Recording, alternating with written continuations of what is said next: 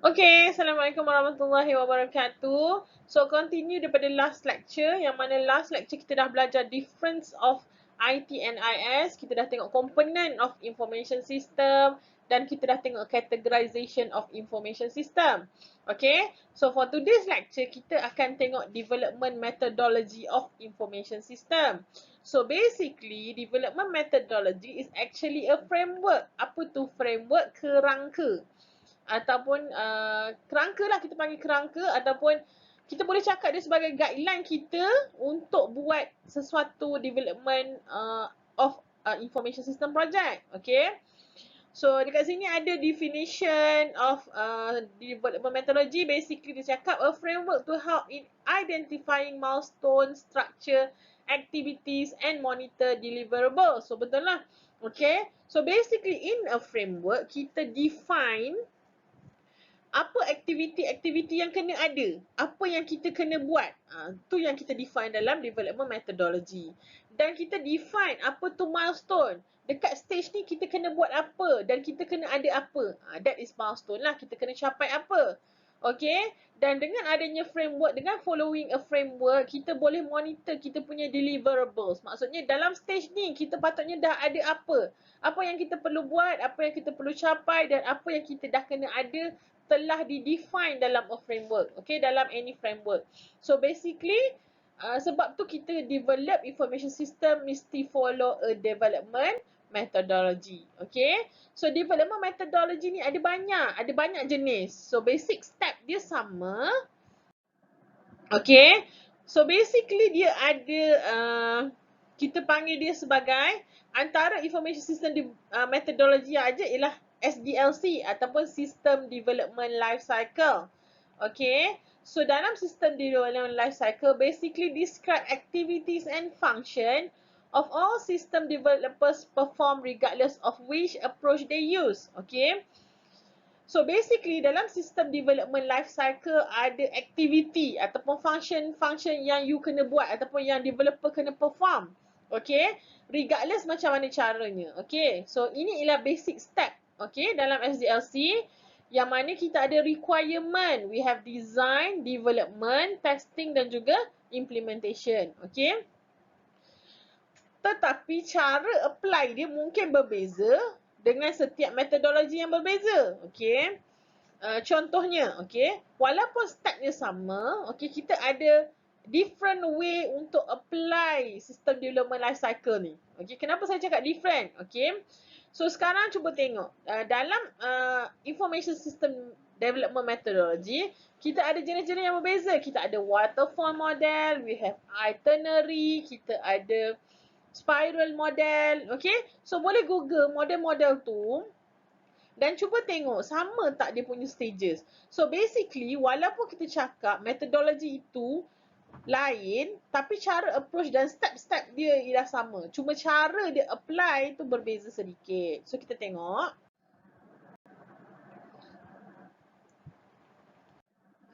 Okay, ini ialah V model. So some example of system development life cycle, kita ada V model. So dalam V model kita ada requirement analysis, kita ada design, kita ada specification, kita ada coding. Kemudian testing, integration testing dan juga operational testing. Okay, so stage dia yang pertama ialah buat analisis. Sama kan? Step dalam SDLC tadi first ialah apa dia? Okay, so kita start dengan requirement analysis. Okay, kemudian dah siap kita design. Sama tak? Sama je, dia ada design juga. So kita ada design.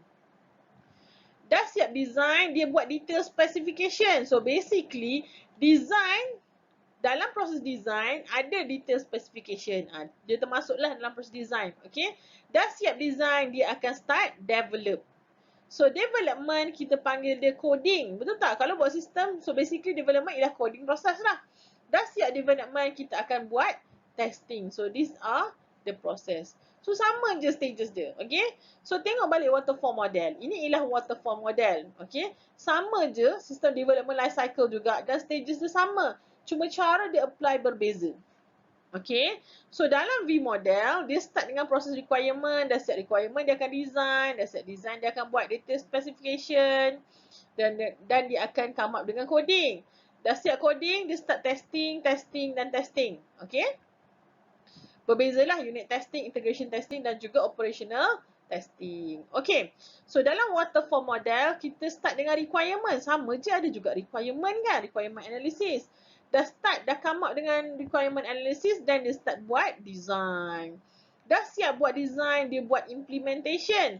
So dalam implementation, basically dia start coding lah, dia nak implement dah design dia. Okay, so dia start code excuse me. Dia start coding. Bila dah start coding, kita akan verify ataupun testing. Okay, lepas buat verification, kita buat apa? Okay, lepas proses implementation, dia start verification tadi, verify ataupun kita panggil dia testing lah. Lepas testing, kita buat apa? Kita buat maintenance. Okay, maintenance tu maintenance lah. Maksudnya kita nak maintain our project. Okay, sama je stages dia. Lebih kurang sama. Okay. Kemudian ada macam-macam lagi jenis-jenis development methodology. Kita ada rational unified process model. Kita ada prototyping model. Okay. Kalau tengok nampak proses dia sama lebih kurang. Yang ni start dengan prototyping. Prototyping lain sikit. Kenapa? Nanti kita discuss. Okay. Dan kita ada SDLC which is spiral model lah. Kita ada example of SDLC, kita ada spiral model. Okay. So dalam spiral model kita ada start dengan plan. Kemudian kita ada review, objektif semua tu. Okay. Kemudian dia ada proses evaluation dan dia ada proses development dan verification. Okay. Kenapa dia panggil spiral? Nanti kita tengok further. Okay. So basically explanation ada dalam ni, dalam nota saya ni ada, tapi saya tak nak kamu baca. Nota saya boleh download Boleh download daripada Island, okay, nama saya. Okay.